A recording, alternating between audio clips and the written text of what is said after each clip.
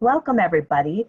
This is the second episode of our Women in the Archives Discover series, and we'll be talking about cookbooks in the archive this afternoon. I'm Angela Unk, Director of Development at the Clements Library. I want to let you know that this episode is being recorded, and we will send out an email probably tomorrow sharing any resources mentioned today and that recording with you. If you are joining us for the first time, you may also like to look on our website and take a look at some of our other program recordings available there. Also, if you're new to Zoom, I want to mention a couple of things. We love to have people continue to participate in the chat section. Please chime in, select all panelists and attendees so that we can all see your comments. But you'll notice that the conversation goes by very quickly. So because of that, if you have questions for the panelists, please put those in the Q&A section. That's the place to ask questions. You can also check out the questions that people are asking, and if you give it a thumbs up, it will reorder the questions with the most, it upvotes them so that we know what order to answer those questions in. And then you can also comment on those questions with additional related questions or comments related to the answer of that question. In addition, I can only control so much of what you see because everybody's on different devices. So please note that while we're sharing the screen, we're in side-by-side mode, and you'll have the opportunity to see both the speaker and the slides, but you may need to move the separator between the shared screen and the speaker in order to change the relative size of each portion so that it looks the way you want it to look. You can also change between speaker view and gallery view. So as our panelists are talking with each other, you may want it to be on gallery view so you can see everybody at the same time. In addition, as part of our diversity, equity, and inclusion program, we do have the live captioning on. If you find that distracting, you can toggle it off. There's a live transcript button that you'll see where you can change the settings and turn it off or make it larger. So play around with those settings a little bit so that you can see today's presentation the way you'd like to. Today's program is brought to you by the William L. Clements Library, located on the campus of the University of Michigan in Ann Arbor. The Clements Library enables the discovery, learning, and teaching of American history through the collection, conservation, digitization, and availability of primary sources on paper. Thank you for joining us today. Now it's my pleasure to introduce Jayne Ptolemy, Assistant Curator of Manuscripts at the Clements Library, who originally conceived of today's topic. Oh, do you know what, Jayne? I do want to introduce you, but I forgot to close the poll. Oh, so I should do that first, because otherwise you'll have to see it the whole time. All right, so I'm going to end the polling, share the results. And I'm going to put this back up so that anyone who watches the recording later can see the poll question. So what kinds of foods have the strongest memories for you? And 46% of the respondents chose holiday foods. No huge surprise there. And of course, foods you love got 37%, and a typical meal from your childhood was also at 34%. I can relate to all of those. If you signed on very early, you might have heard me say that I could think of a story about each of these categories, which is why I chose them for the poll. Okay, now I'm going to stop sharing the results. And I'm going to introduce Jayne. So here we go again. So Jayne is curator of manuscripts at the Clements Library, and she originally conceived of today's topic as an exhibit in conjunction with the 100th anniversary of the 19th Amendment. As the pandemic wore on, it became less likely that the Clements would reopen for exhibit viewing in 2020. I am delighted that Jayne was able to repurpose her research into this wonderful Discover series to share with all of you today. Jayne received her BA from Albion College in 2006 with a major in history and a concentration in ethnic studies. In 2013, she graduated from Yale University with a dual PhD in history and African American studies. Jayne, thanks so much for putting this wonderful program together, and I'll turn it over to you now. Great. Could you enable screen sharing, Angela, so I can share some slides? Yes, I can. I just want to thank everybody for answering that poll and chiming in the chat. It's really fun to think about the ways that food and memory and experience are all interconnected, which is kind of at the heart of what today is all about. Cooking and food play such a huge role in our daily lives. But when we kind of get swept up thinking about these grand historical moments, like the centennial of the 19th Amendment, sometimes we lose sight of the importance of on-the-ground life as it was lived. So this talk, as Angela said, is a three-part series where I'm entering into conversation around these themes, looking to open up just a little bit of space to acknowledge and honor the breadth of women's experiences in the past and in the present, to look for all the ways women contributed to history in these kind of more mundane elements of their lives, and to just pause and see how all of this enters into the documentary record. When writing history, putting all these letters and documents into conversation with each other helps you build a richer and more complicated narrative. So in that spirit, today we'll be using kind of a conversational format. So our ideas, experiences, and expertise can build off of each other. So I'm going to be joined by two great collaborators. Sarah Quashne, Information Resources Assistant and Reading Room Supervisor at the Clements Library, supports our reference division while also processing manuscript collections. She graduated from the University of Notre Dame with a BA in History and Art History in 2015, and went on to earn an MS-LIS from the University of Illinois at Urbana-Champaign. A wonderful baker, she frequently graces our table with culinary delights. Dr. Susan Stanfield earned her PhD in US history from the University of Iowa in 2013, and she now serves as an assistant professor of history at the University of Texas, El Paso. She specializes in 19th century American history with an emphasis on race and gender, as well as political culture. She's interested in US social and cultural history, focusing on reform movements before and after the Civil War, as well as food, culture, and identity. I first met Susan when she came to the Clements to do research a few years ago, and we chatted then a bit about cookbooks. So I am absolutely delighted to continue that conversation today. I'm going to give us just a little bit of time to think about some of the framing thoughts that I had about cookbooks, because initially this was conceived as just one case in an exhibit about looking for women in the archive. So I just want to talk you through a little bit of that inspiration. So most of my thinking about the exhibit case on cooking was kind of centered around one really evocative piece.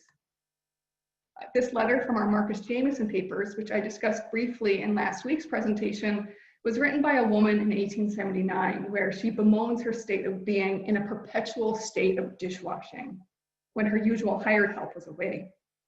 Beside the small pencil self-portrait of herself stationed before a mountain of dishes, she wrote, "Here I are," underlined 3 times. This letter spurred many emotional responses in me. First and foremost, I identified with her, having stood myself before a great many sinks full of dirty dishes. I wondered at her hired help, noting the class and race structures that enter into domestic work so often then and now. And I felt called to task by her label, to look for her and for women where they were. In the kitchen, feeling overwhelmed at times by the everyday burdens. Meal planning, cooking, dishes, These aren't neutral subjects. They carry weight in our experiences. They reflect what's possible in our lives. They shape what we aim for, reveal the web of racial and economic structures that integrate every element of our days. So if we take the mundane domestic experience as important, what sources can help us unpack it? So I went looking, and as usual, when exploring the Clements' archives, I was quickly carried away by the historical resources. And there are such exquisite moments of connection. This manuscript volume's recipe for Charlotte Russe includes some very dramatic splatter that suggests something went awry while they were making the custard for the filling. There's something just so humanizing about looking at that evidence of use. You can almost hear the shout as the mixing spoon splashed across the page. But the moment that really made the light bulb go off for me to see that linkage between the kitchen and the 19th Amendment stemmed from a very small newspaper clipping in our Jayne Lawrence recipe book. Amidst recipes for coconut pudding, turtle soup, pigeon pie, and ginger beer is a tongue-in-cheek recipe for Taylor cake, hearkening to the political hubbub around Zachary Taylor's 1848 presidential bid. It reads, "A friend who has tasted the following recipe assures us that the cake is capital and that it possesses the rare quality of keeping good 10 months, so that if made now as ratification cake, it will be fresh for election cake in November and still good for inauguration cake in March next. There is just hard cider enough in it to make it go down well." So here's a political recipe clipped, saved, and pinned into a woman's manuscript recipe book. It not only is named after a presidential candidate and leading political and military figure, but it references the entire political process to bring him into office. Women may not have had the vote, but they had a stake, they had opinions, and they had ways to express them, even through their baking. So what happens when we take the kitchen seriously as a site for not just making food, but also for making history? What would a history of women's politics and suffrage look like that foregrounded studies of marches and speeches and organizing with an understanding of the everyday life from which they grew? Frequently overlooked sources like cookbooks can give us glimpses about how women experienced politics within their daily lives, in the intimacy of their kitchens and communities. But as someone who does not like to cook and frequently misreads and botches even the most detailed modern recipe, I felt ill-equipped to tackle these questions alone. So I've gathered Sarah and Susan here today to help guide us through some of these questions about how culinary history can help us better understand the dynamic relations and the realms that women inhabited and shaped. So at first, I'd just kind of like to begin by exploring your own culinary histories, by asking what got you interested in cookbooks and recipes in the kitchen. Susan, would you like to start us off?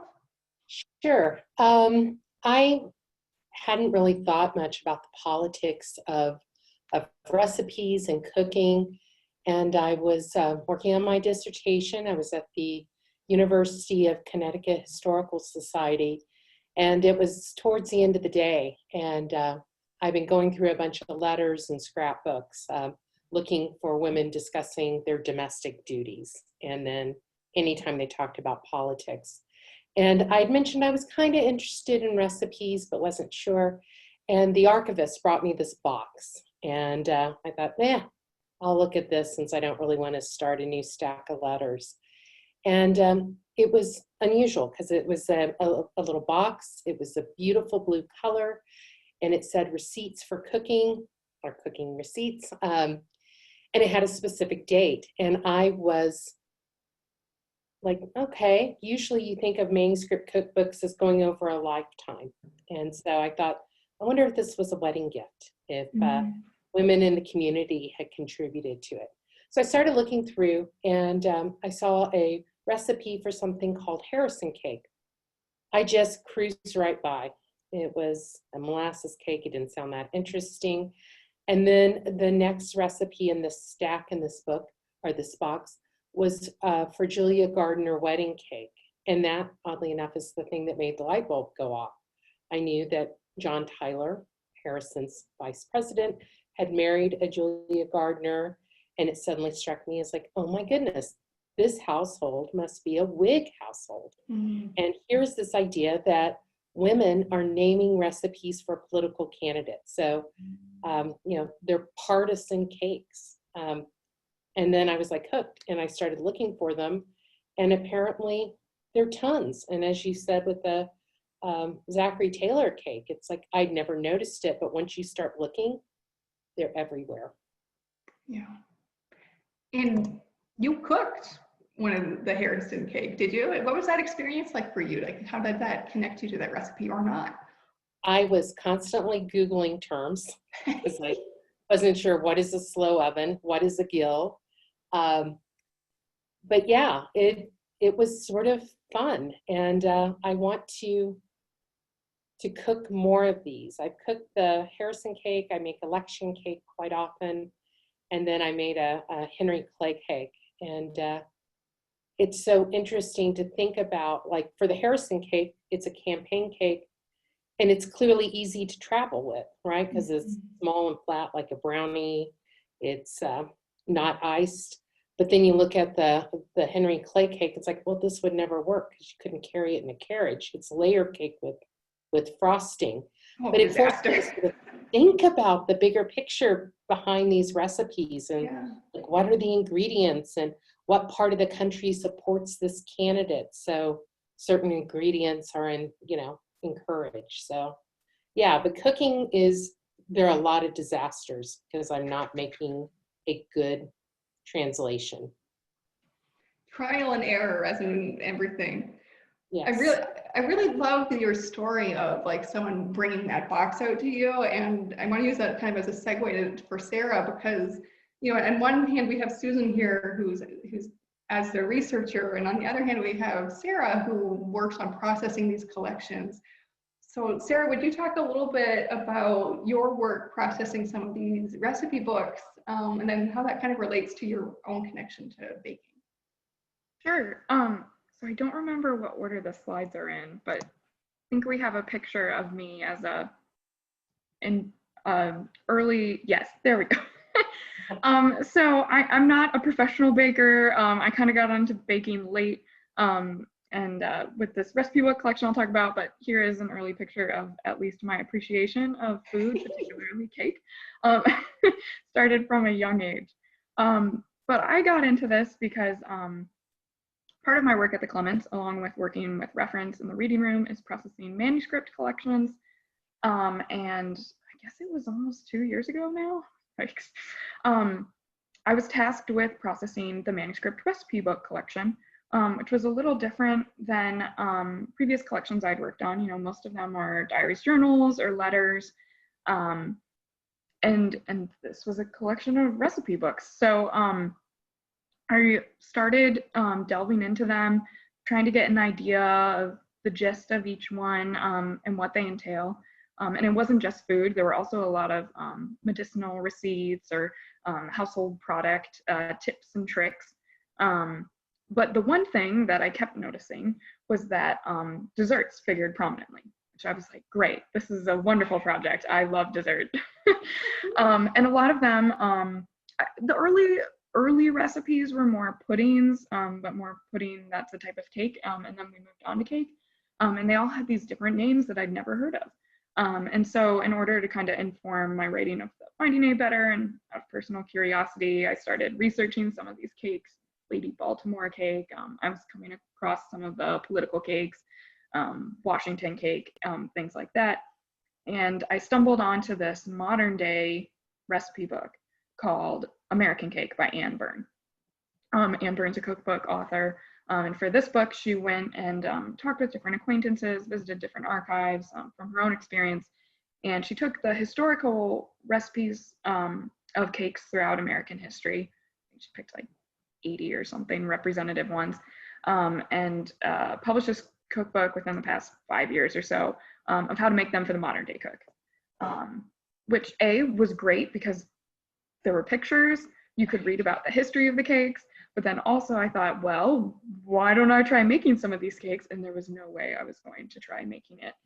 From the original recipes, I was not as intrepid as Susan. I need to know how long, what temperature, how much of each ingredient I'm putting in these cakes. because I dabbled a little bit before for fun, but this was the first real plunge. So the first one I made back in February of 2019 was Washington cake, based on the recipe by Melinda Russell, who was a free Black woman living in Tennessee, running her own bakery and publishing a cookbook in the second half of the 19th century. I believe there's a copy in our library just behind the Clements, the Hatcher, at the Longone Culinary Archive. And then I moved on from there. So here we have a couple examples of some of the more aesthetically pleasing ones. Still getting my skills together. But on the left, we have a Louisiana syrup cake, which you can use different types of syrups. I went with the molasses because that's what you can find at the grocery store. And then I got a little fancy with a doily and, you know, C for Clements, or I guess cookie if I had gone that way. In the middle is the caramel cake, which has been overwhelmingly one of the most popular. I ended up having to make it a second time because not everyone on staff got to try it the first time. It was actually gone by lunchtime. And of course, you know, cooking caramel icing on the stove is an adventure in itself. And then on the right is a Brooklyn blackout cake, which is a little bit of a more modern cake. The name seems to stem from, you know, this was popular in delis and restaurants in New York, coming from the blackouts that were instituted during World War II for fear of air raids. And that was probably one of the more complicated cakes too, because you have to make the frosting, the cake, and then there's a pudding-esque filling. So you can only imagine what my kitchen looked like after the fact. My parents were just thrilled.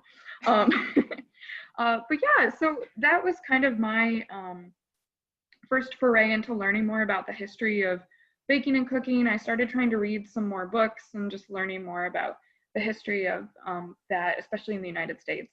But I do also have a little bit of family ties as well to baking. My dad's mom, my grandma Quashni in particular, is a very talented cake maker, and for every family occasion, birthdays, weddings, first communions, whatever, she made a cake. And she is excellent at frosting work, something I can only aspire to. So she actually wrote out in sort of my own version of a handwritten recipe in a grandmother's book that was given to me when I was 1, the recipe that she uses from her mother.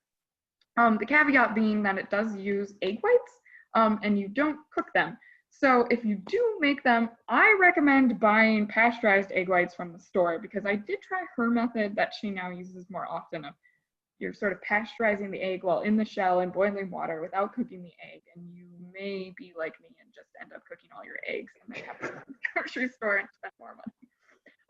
But it's absolutely delicious, and I'm sure the secret is all the Crisco and sugar. But on the left here is an example of her the cake that she made for my other grandma's birthday last year, to get an idea of the flowers, which I always request a lot of for my birthday cakes because it maximizes the frosting. And then this might be chocolate frosting from a can, but she does it magnificently as well. So there you go. That is my baking journey. You talking about your grandma's buttercream frosting, it inspired me to try my hand at it. It was such a disaster. I used the wrong kind of butter. I used salted butter, and then it was like separating, and it like literally like was like so bad. I threw like all the cupcakes. It was a whole to do. It was really bad. No. Boo. So I mean, I'm inspired. Like baking is hard, right? It's hard to get right. It takes a lot of experience. It takes a lot of time. But like, there's always this tension for me where it's like, well, baking is like a familiar thing, right? It's this like physical activity where you feel connected and you can think about all the women that came before you to do it. But a lot of these recipes are like weird, right? And like thinking about the election cake, there's that tension between like, you can imagine the woman there mixing things up, but then you start reading the recipe and you're like, okay, time out. This election cake is 30 quarts of flour, 10 pounds of butter, you know, like 14 pounds of sugar, 3 dozen eggs. Like, so if you like slow down, like read the thing, you're like, what kind of bowl were you using? Like, how did you cook this thing? You know, like there's like this whole history behind these cakes where like if you really sit and like read the recipe, it makes all these other questions that like I can't even wrap my head around. Like, how did you cook this thing? Was it like multiple things or was it one big thing? It's like sometimes reading the recipes like raises all of these questions. It can be really easy to like flip through a recipe book and going, all right. But it's really slowing down, like really looking at that stuff can like make a big difference. Now, I know, Susan, you've said that you've worked with students like around the election cake. Can you talk a little bit about that and like what their reaction is to like thinking about this recipe in particular? Yeah, well, one of the things I teach the intro to US history, the first half through the Civil War. And so I'm interested in food history. So I have, after the Revolution and after the new Constitution, I have a quick unit on building an American identity. And one of the things that we read is the introduction to Amelia Simmons' cookbook, American Cookery. And it's really interesting because it talks about class, it talks about gender, all of these different issues, even how she presents herself as an American orphan. But I always provide the introduction to the students, then this recipe for election cake. And you can tell the ones that are awake as they're reading is like, what? You know, that's so many. But then I make a manageable version that I pass around and cut it in little cubes and warn them that it does have nuts in it. But it's really interesting. Some people really take to it and want more after it's all gone around. And others basically take a small bite and then put the rest on their desk like, no, because it's not that sweet. It's kind of boozy. And it's a different texture than they think of cake. But yeah, some people are really drawn to it. And I live in El Paso and I'm teaching here on the border. And I had several students saying it was very reminiscent of a Mexican cake recipe that their grandmothers or someone made. And I can't remember the name, but I found that interesting. And it's something I want to look into and see, how does this recipe travel? And I'm sure it exists in forms that aren't called election cake. Right. Ooh, that's a great question. Are there other kind of like interesting stories or historical questions that kind of working with these recipes have kind of spurred or you've encountered? Well, I think now I'm trying to figure out. I know election cake is sort of interesting in terms of it comes from Hartford, Connecticut, and people, the women of Hartford would make this cake and for all of the people coming to town to vote in the colonial elections.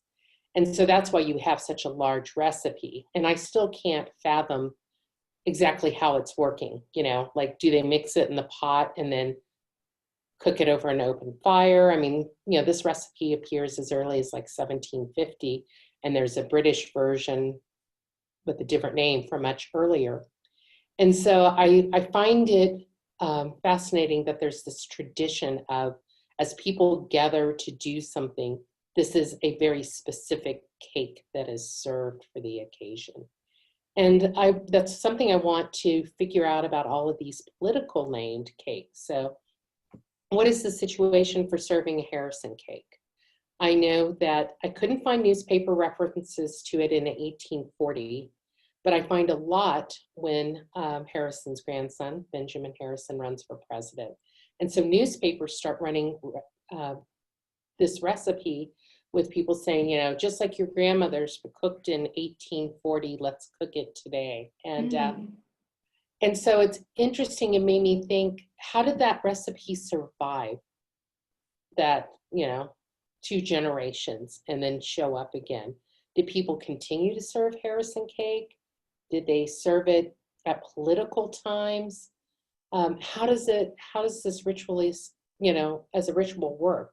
And the same thing, did anyone cook Taylor cake after he dies in office? Does anyone, you know, are these mostly short-lived?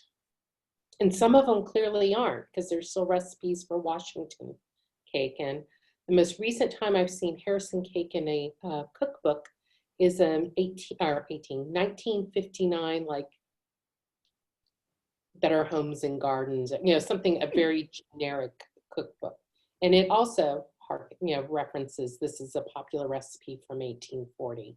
Hmm. So how does it work? Why do you serve a Harrison cake? I don't know. And it's hard, right? Like a lot of these things, like there's not a ton of context. It's like a little recipe or something that's not attributed. Like so trying to like puzzle that out and figure out the context is hard.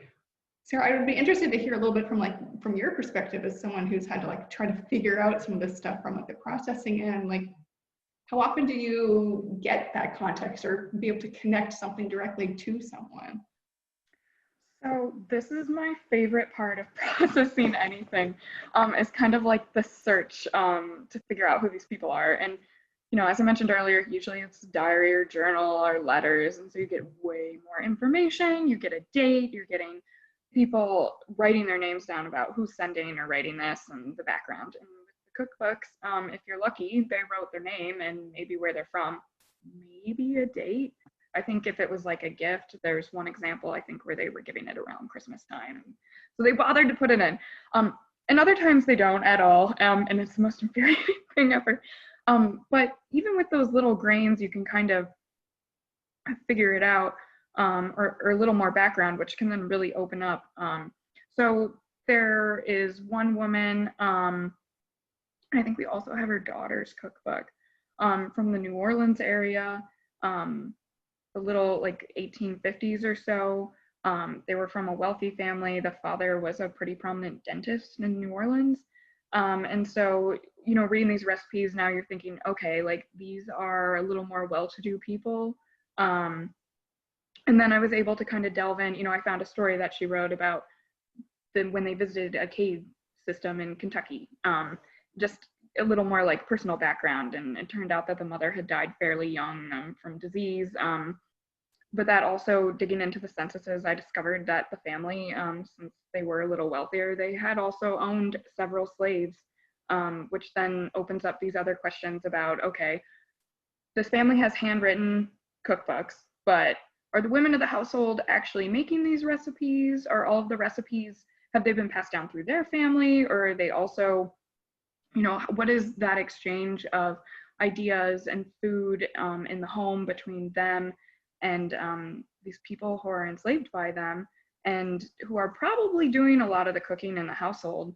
And so is it more of you're collecting recipes because you're, presiding as hostess of the parties or dinners or things like that? One of the most exciting things was going through, and one of the cookbooks, it appears very, very likely that it was owned by a woman whose family papers the Clements already owned separately. So sort of bringing those collections back together and being able to have all of that additional context. And other times it's a little bit of a guessing game. You're like, okay, well, I have this name and they mention this town, or if I'm lucky, there were maybe several newspaper articles where, you're reading the back or something. Okay, I can kind of piece together from census records, family histories, that it's probably this town in New York. And I guess that makes sense based on some of the recipes they're talking about. But at the same time, a lot of recipes, even when people were a little more isolated, are popular across the board. There's a decent amount of shellfish being consumed in the Midwest, for example, than I was surprised to see. And also thinking about like trade. So coconut cake. I don't know why, but I never thought that coconut would be that popular in early 19th century America. But when you think about it, coconuts don't require refrigeration to travel well. There's a lot of trade, it doesn't take that long to get from the East Coast of the United States down to some of the islands in the Caribbean and back. I think they might have even used them as ballast at times. So you would have coconut cake and be able to use it in other recipes.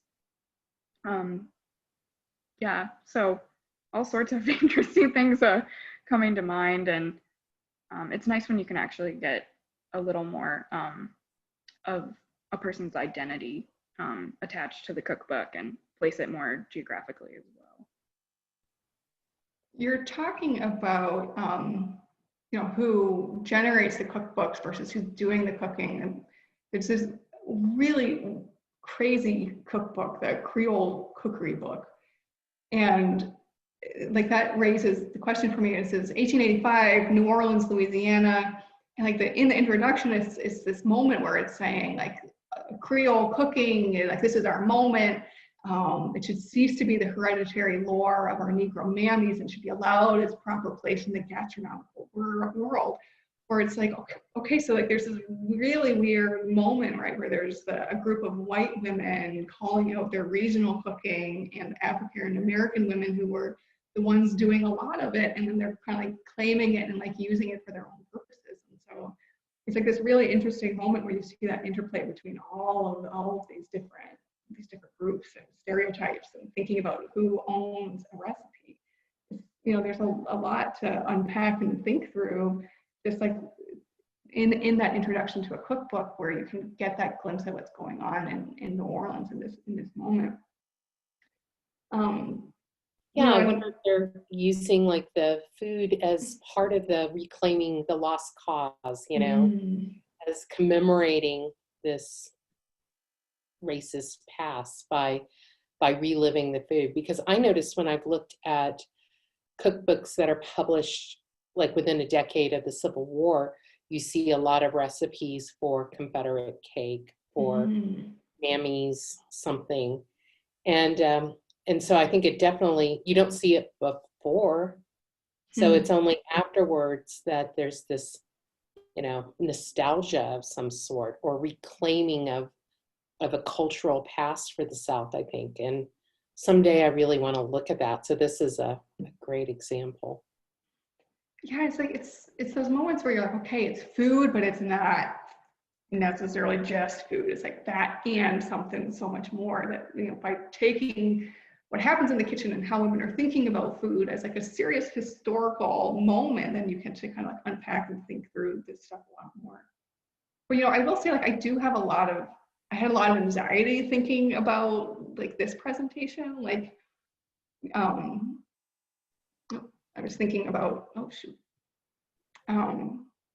how do you talk about cooking in a way that doesn't make it feel like you're saying like that's the only place that women are active or the only way that women are thinking about, like, you know, their world and their place. And so I was really like interested in how this plays out within like suffrage proper. And coming across these suffrage cookbooks was like a really interesting moment where it kind of like calmed me down, like, okay, like it's all of these things at once, right? Because this grows out of like the 1860s birth of the charity cookbooks, where women band together and collect their recipes and sell it in order to raise money, whether that be for, you know, building a church or supporting the U.S. Sanitary Commission during the Civil War. It's like where you harness the power of something you know and you work in and you're good at, and then you delve into your community and do something about it. And then you see that in the 1880s and onwards, where suffragists are doing it too, where they're harnessing the power of the kitchen. You know, in 1886, the Women's Suffrage Cookbook, this isn't something from the Clements collection, but it's available online to read in its entirety. But it's like straight up recipes, right? And like they request them from like well-known popular figures. There's homemade yeast from, you know, feminist Lucy Stone, where it's okay, you know, like, yes, you're on the forefront, but like also we're harnessing your power to think about cooking as well. Or this 1908 one where it's votes for women, good things to eat. You know, it's like it's not one or the other, it's both. And it's this interesting moment. So I was kind of curious to hear from you guys, like, do you have that moment too, where you want to like draw attention to this stuff, but you also are a little bit worried of like, okay, how do I do that without making it sound like I'm saying just like women's area is just cooking? I mean, I know it's something I've worried about, that, you know, is my scholarship too old-fashioned because I'm talking about women's roles domestically. But to me, I think it broadens our understanding of women's claims for rights. You know, it wasn't just women before the Civil War that supported suffrage, that were curious and wanting to claim citizenship and status. And, you know, most typical women saw themselves as having a relationship with the state. And often that was how they carried on their household duties. And, you know, I think for the abolitionists, They were really concerned with being socially conscious in their cooking and their sewing. So they were, had co-ops where only foods that were not produced by slave labor were available, and only buying certain types of cloth to make sure that it wasn't done by slave labor. And so, that personal was political, even in the most mundane household chores. Right.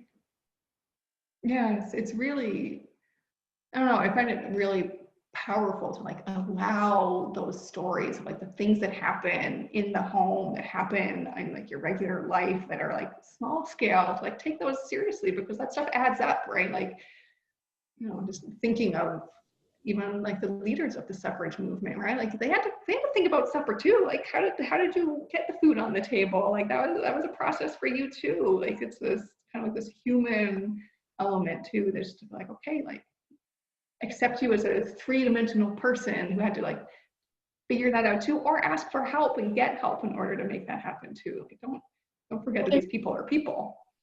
There's a famous, and I'm going to butcher it when I paraphrase it, but the quote from Elizabeth Cady Stanton, like from the 1850s, when she still had a house full of very young children, she said that she would have Susan Anthony come and stay with her. And she would say that Susan would stir the puddings while I wrote. So this idea that someone else could help her in the household, so she had that time to put her thoughts on paper. And I just find that, both cooperatively and this idea of having the room of your own, the time and the ability, is really powerful. Right. I was hoping to just take like a little minute to think about how this continues to echo through time. So do you guys have any sense of or feelings about how some of these themes that we're talking about today, about cooking and women's work and all that stuff, like how do you see that kind of reflected in more modern times? Is this something that you experience, that you see in other things? I'm just kind of curious about like drawing that thread from the past to the present, and how we can use these types of things in order to, take this stuff seriously in our own lives.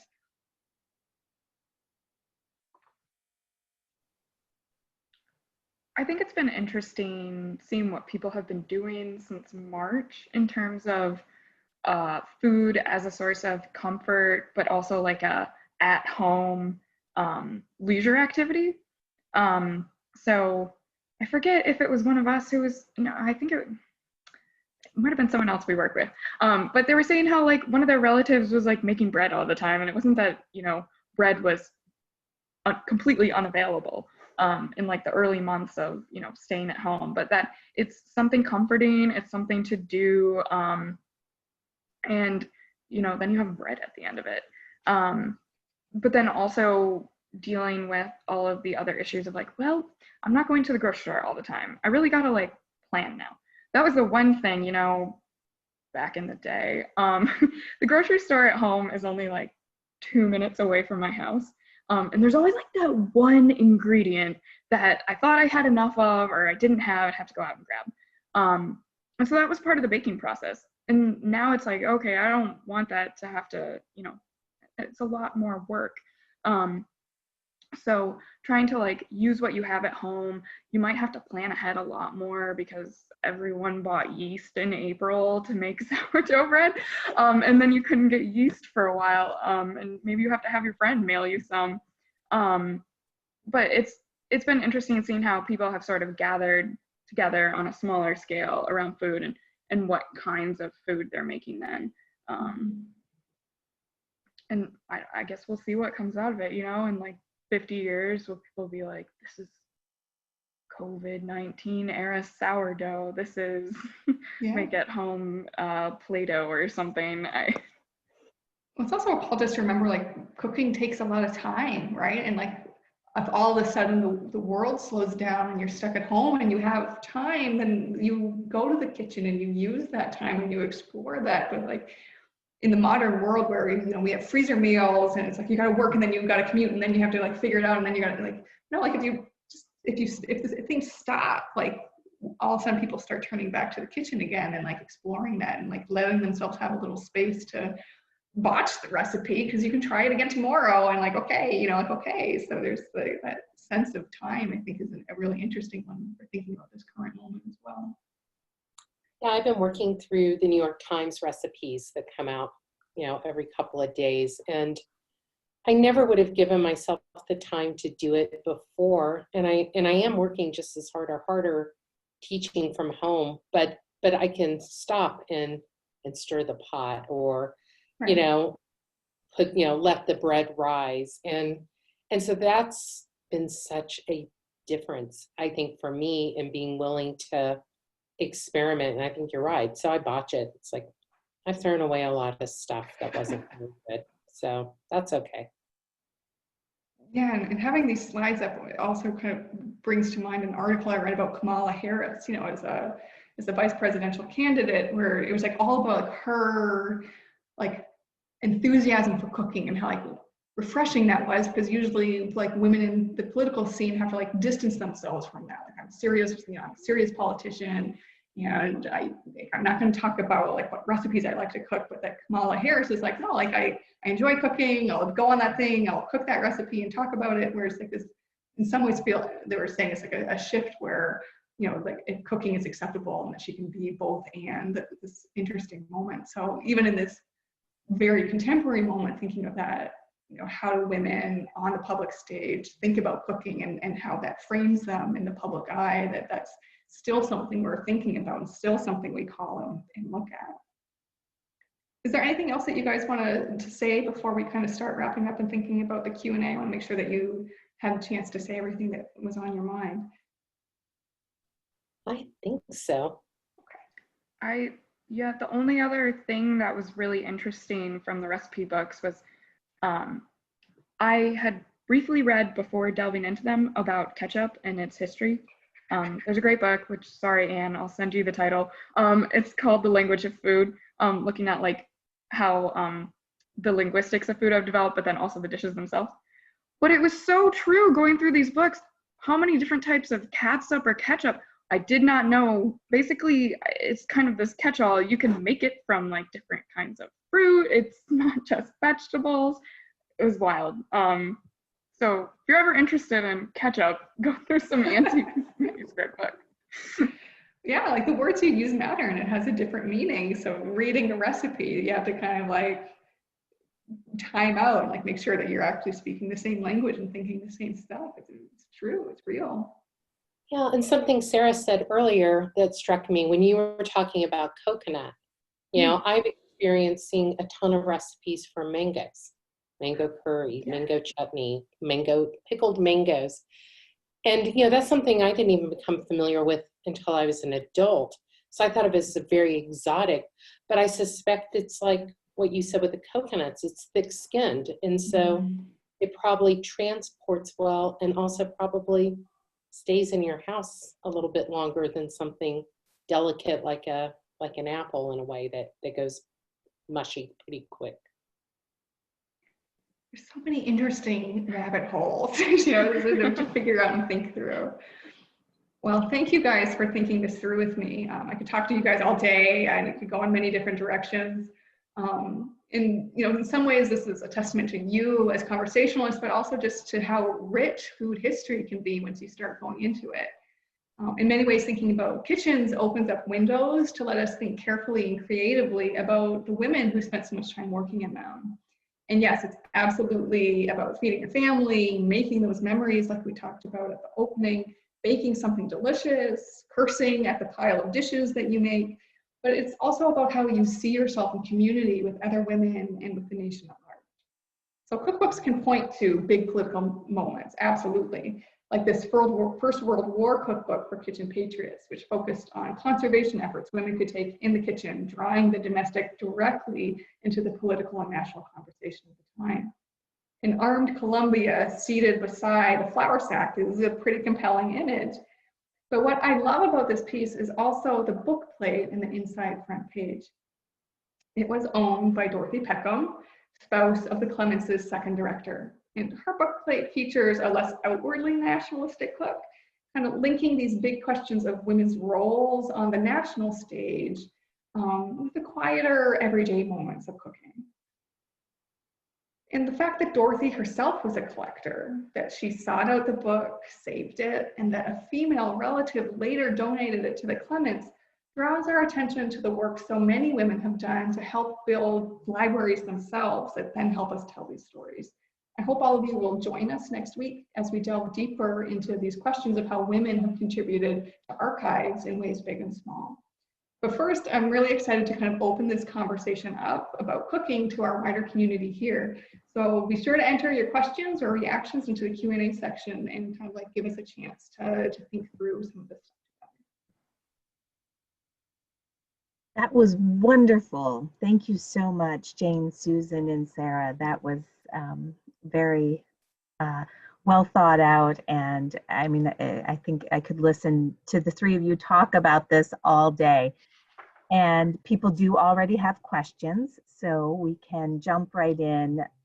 Just a reminder, everybody, if you can put your questions in the Q&A section, that would be great.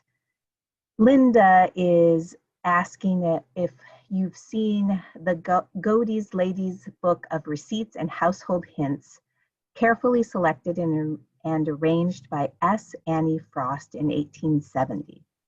Ms. Frost said in the introduction that marriage should not be a woman's main or only goal. It had a recipe for clay cake, same as Henry Clay cake, perhaps?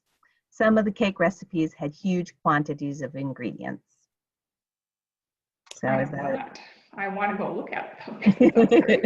I was gonna say, I haven't seen that. I've seen a version that's contemporary that people have gone through and clipped Civil War recipes from Godey's Ladies Book. Ooh. And so I've looked at that, but I have not seen this compilation, but now I want to.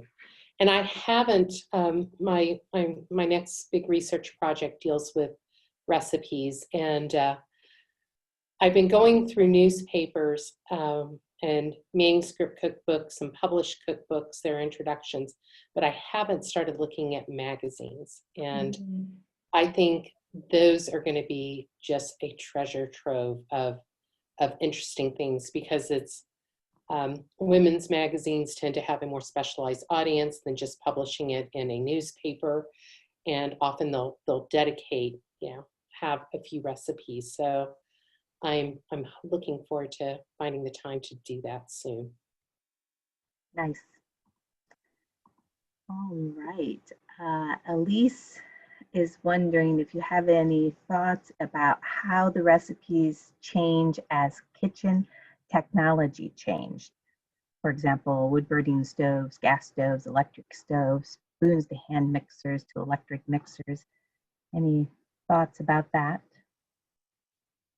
I have to say, the electric mixer was a game changer, and I'm only speaking more from personal experience. I made 7-minute frosting for a coconut cake back in December, where basically you electrically whisk egg whites for 7 minutes over a double boiler setup or whatever. And the whole time I was doing it, and it makes your arm sore. I was like, holy cow, some woman in the 1800s was doing this by hand for 7 minutes, and I'm sure mine would have completely failed because I would have let up or something. And even now, right now, the past few months, I haven't had an electric mixer to use, and I've been baking still. And just this week, I did like a regular cream cheese frosting in a bowl with a wooden spoon. And you get a new appreciation for the arm muscles that you develop, and how much time it saves. It's really quite amazing. Even if you just look at how like recipes visually appear on the page, like these older ones, it's not terribly descriptive. And part of me wonders, like, is that because like your oven would be so variable that it makes no sense to tell you how long to cook something, right? Because how hot your stove was would depend on what kind of wood you were using or how long it had been on. So even saying like cook for 20 minutes at 450, like that grew from a historical moment where people had a standardized oven that you could expect to be relatively accurate, so that in some ways is connected directly to the technology and what people are cooking. I haven't done a lot of thinking or research on it, But I do think like that shift from kind of a general idea that relies on you having your own experience and your own expertise in your own kitchen to like this more standardized way of operating, I think is in some ways very much linked to a shift in technology and how we live just in general in our homes. I know when I think first started doing the baking, I thought I would do it historically accurately. And then I recognized my sugar is going to be different. I'm certainly not going to have the same quality of flour. So once I've given in on that, I'm using the KitchenAid. Yes. Right. And the ingredients, the one book I was looking at, you know, chocolate isn't introduced as a common ingredient until later in the 1800s. You know, people start adding different types of fruit that otherwise wouldn't have been preserved as well. So it's interesting to see the shift of variety that you can get. Right, and I'm sure that as the items became available, then there would be a recipe boom of that using that item. So it's all tied into sort of the marketing and technology available as well. All right, so Cheryl is, she's mentioning another good book, the novel, The Cookbook Collector. She said that she read it a few years ago, but of relevance to looking at cookbooks. The author is Allegra Goodman. Excuse me while I write that down.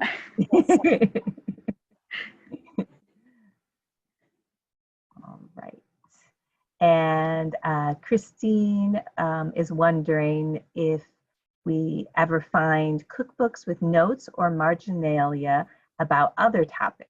Was this a place to hide your opinions or sound off? Not that I've personally seen, but if anybody knows of any, please take a picture and send it to me because that would be great. You know, sometimes there's nothing, right? Nothing written in like a printed cookbook, but then sometimes there'll be something like, oh, this is really bad, you cross it out, you know, like, so, and then you get that sense of like, oh, you actually cooked this, because sometimes with cookbooks, it can be really challenging. Like, okay, you had the thing, did you make it? Did you like it? You know, like how did that work for you? Like even myself, like I got a bunch of, I eventually threw them out. I just acknowledged I was never going to cook them. But if someone had come across that folder and like, wow, she was really ambitious in her kitchen. Like, no, absolutely not. I never made any of it, you know? So there's that interesting thing where like, okay, just because you had something didn't mean you made it. So there are moments where even when they're reflecting on just the recipe rather than anything else, where that's still like super meaningful for like thinking about how that was actually operating in the kitchen. Susan, have you ever come across anything like that in your research? I see not always, but not atypically, the Xing out of a recipe or someone writing not good. Yeah. And I always chuckle over that. A friend of mine who also studies cookbooks, Rachel Snell, she sent me a picture of a manuscript cookbook with a Harrison cake recipe where the woman talks about eating it as a child. But I'm not usually seeing things. Sometimes you see random newspaper clippings in the back that aren't recipes or household remedies, but they didn't strike me as, you know, I don't think they were political or it would have stood out to me. But I know a lot of them become a clearinghouse for clippings or a lot of ads for things or cards from people, receipts, not a cooking receipt, but a purchasing receipt. And so I think a lot of times people just shoved things into these cookbooks because they were handy and then they just stayed there through the years. But I haven't seen a lot of commentary. I did see one of the manuscript books had a list of likes and dislikes of some of, I think it was like their family members and friends. But other than that, or, you know, occasionally they'll repurpose it because it's just a blank book for like arithmetic problems or something. And it just reminds me of like growing up, you know, you got that random notebook in the kitchen, you can practice your spelling, I'm going to write down something for the school. Like, so those are kind of fun moments. Thank you. Elise, oh, sorry, I did that one already. Elizabeth is thinking about the quarantine. Do you think all the quarantine baking, cooking as popular new hobbies diminishes the reality of women's everyday lives, or has it allowed people to more appreciate this labor?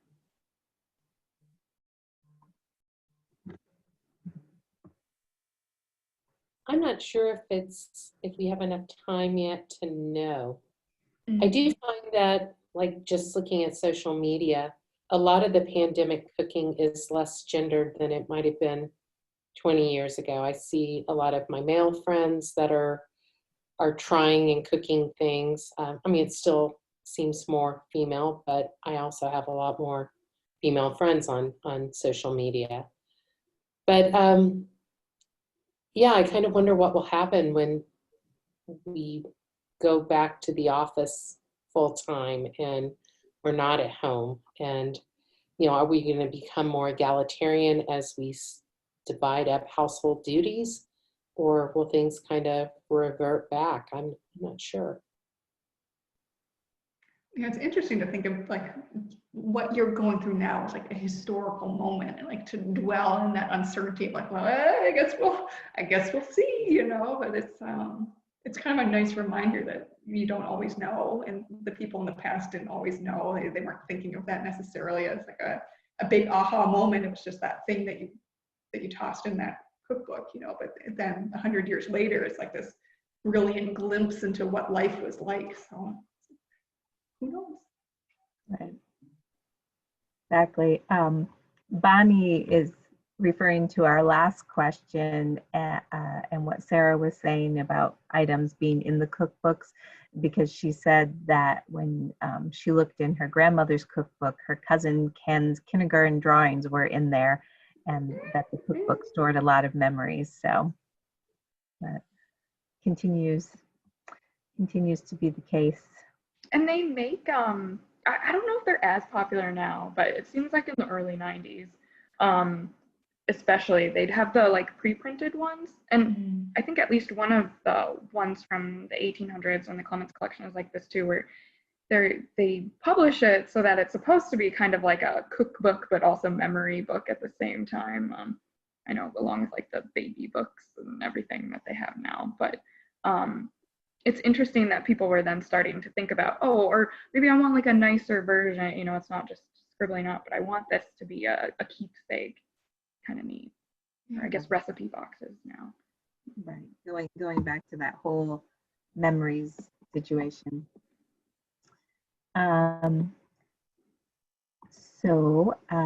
This is a good one for us to answer. Suzanne is asking how the Clements Library collection of cookbooks relates to the Jan Longoni collection at the Hatcher Library Special Collection. Yeah, so I think it was just in 2013 where the Longoni collections transferred to special collections. So a lot of those books are, you know, we still have that relationship with them. It's literally just a couple steps, you know, away. But our historical cookery is primarily focused pre-1900. So we still have, you know, a sizable amount of printed cookbooks pre-1900, some great manuscript recipe stuff. But you know, it's certainly narrower in scope in terms of our time frame. But yeah, absolutely, go check out the Longoni archive. It's truly remarkable and really great in kind of you know, in terms of its breadth and depth. It's pretty remarkable. Thank you. Veronica is asking, what is the difference between a recipe and a receipt? I'm not going to say this is like the official definition, but I think they're about the same. It just depends on what time period. And the big takeaway you should have is if you are ever looking up recipe or receipt, say in a finding aid or something, I discovered you should really search for both. Because it turns out, just, you know, if someone was writing a finding aid for a receipt book, maybe that's the only term they were using and no one bothered to put recipe in and you won't find it. So always play around with your keywords when searching for things, use synonyms, and keep that in mind. And sometimes you might stumble onto a receipt book that actually is a receipt book too. Oh, Sarah, I love that you just wore your reference hat. Thank you for pointing people towards that. Yes, yes. Sometimes research is just about being that living human thesaurus. Just try all kinds of different things just to make sure you catch it all, because it is, some of the stuff gets buried, or like there's a recipe book within a bigger collection, right? You know, so like you're gonna like think big in order to find these small moments sometimes.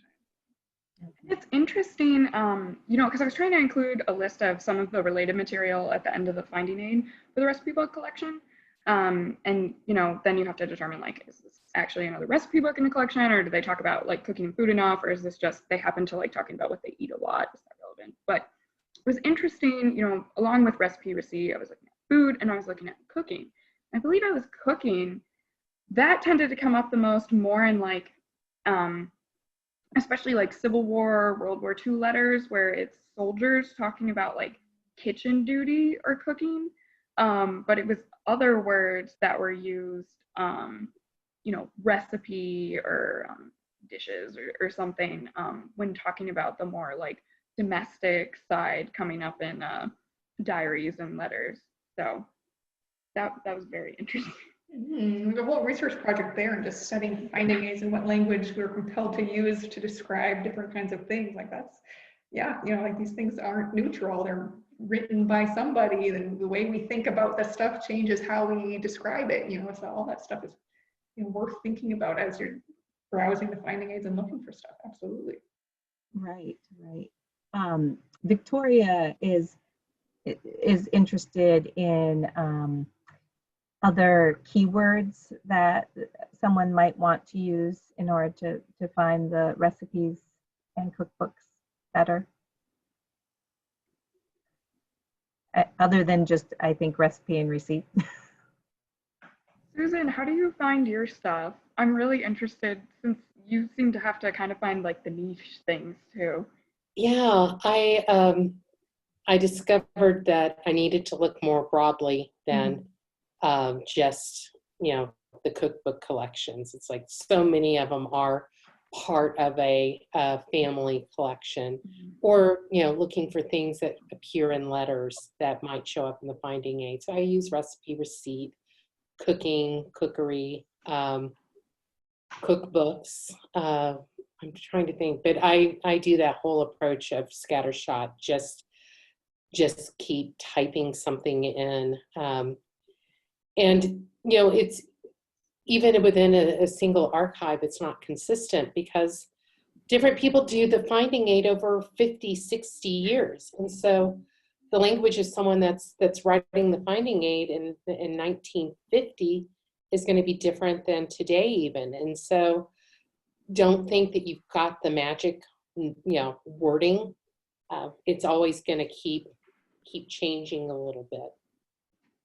And my perpetual call to talk to the staff, you know, sometimes if you let us know what you're looking at, we're like, oh, there's this one thing that you absolutely have to look at and know. It's like maybe not described anywhere because like you only have a limited amount of space, right? So you gotta make those evaluations. So like maybe in a finding aid, I can't call out that one really neat recipe, but like I took a note of it and I love it. And if you ask me about it, I'm absolutely gonna talk your ear off about it. So I think it's always a good call to like, don't think of the staff as like unapproachable. Think of the staff as like people who work with the stuff and love it and who might know something or now know to keep an eye open for it. So please, you know, if you're working on a project and you're curious and you're not finding what you think you should, it's, I think, important to think of the library's resources as not just the stuff that's on the shelf, but the people who work with it, so that to help you find it and discover it. So, you know, let us know. And that is so huge. The first few times I worked in an archive, you know, my advisor said, you need to send an email in advance. You should talk to people. And I just was like, well, I don't want to be in imposition. I'm too unimportant. I will just go and look for what's in the finding aid. And as time's gone by, and especially when you're in an archive for more than just a day or two, but you're there for a couple of weeks, take the time to talk to people. I've never had an experience where something didn't show up for me that I didn't even know I was looking for, just from talking to people. And I love that y'all do the tea at the Clements. I thought that was the most useful and wonderful thing ever at an archive. Made all the more wonderful when Sarah brings in one of those cakes and nudging edge. I can't wait for that to come back. I think that's the best part of one of the best parts of baking is like being able to share it and make everyone's day a little bit brighter. Yes, because they both taste good and you give us the context, who was making it, where'd the recipe come from. I do love that and miss it. Paul has a little bit longer question. I'm hoping that you can talk a bit more about class and particularly hired domestic work. The drawing from the Jamison collection of the sink full of dirty dishes is remarkable because it is the exception. The person who usually does that work is not there. What should we keep in mind in talking about recipes for dishes that in many middle-class white households would often have been cooked by someone different from the person who wrote them down? Mm-hmm.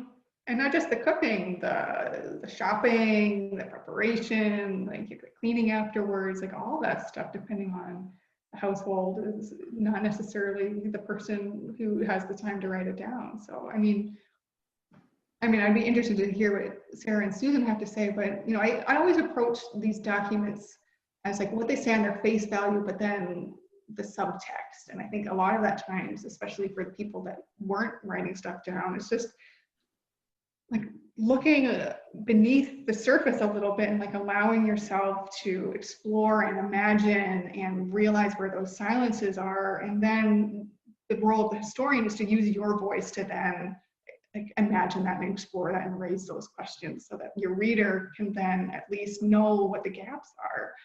But Susan, I don't know, how do you approach that kind of those silences? And I find the best way to understand is typically through letters as opposed to the cookbooks themselves, because I often wonder about, here you have some fairly elaborate recipes. I'm fairly confident this is a upper middle class family.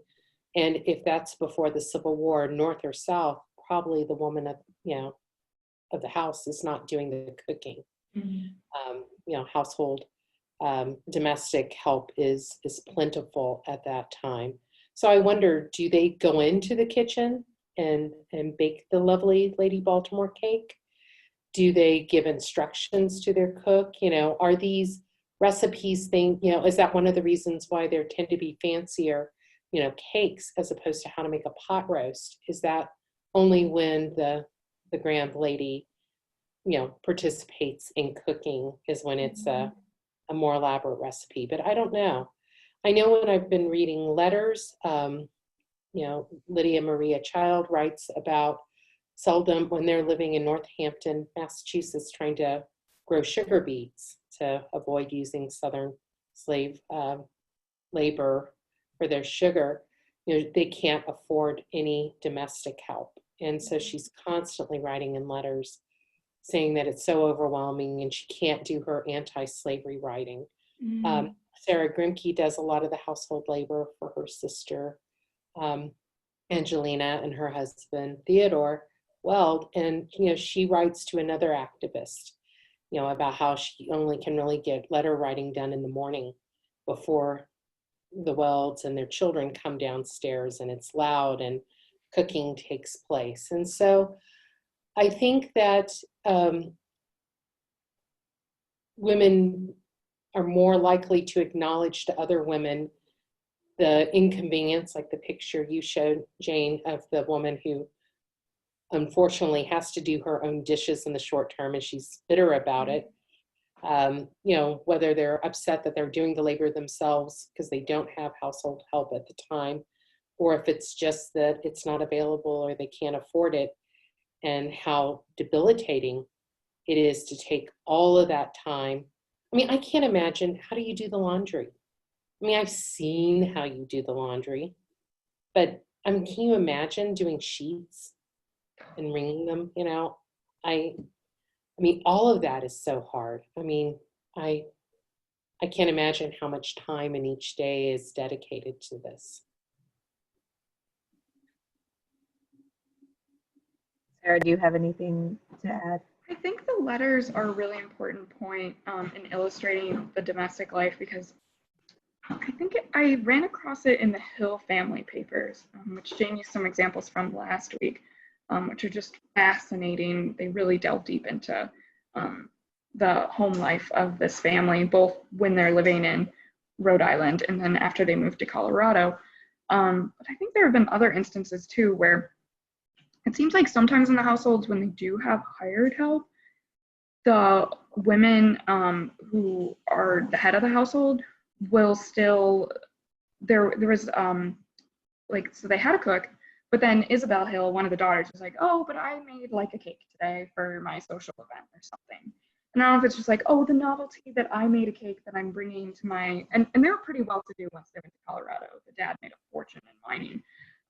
Or if they just lived a little more modestly because they had come from a comfortable middle class background or not. They also had one woman who lived with them and I think was domestic help and then became more of a companion in the family. And so there might be different types of dynamics than was more common. But it seems like it was sometimes a little more flexible what those duties were. And is it just someone to kind of help them in the everyday because everything is so much work, or is it a little stricter of a difference? And I guess that could depend on your social class where you're living and things like that too.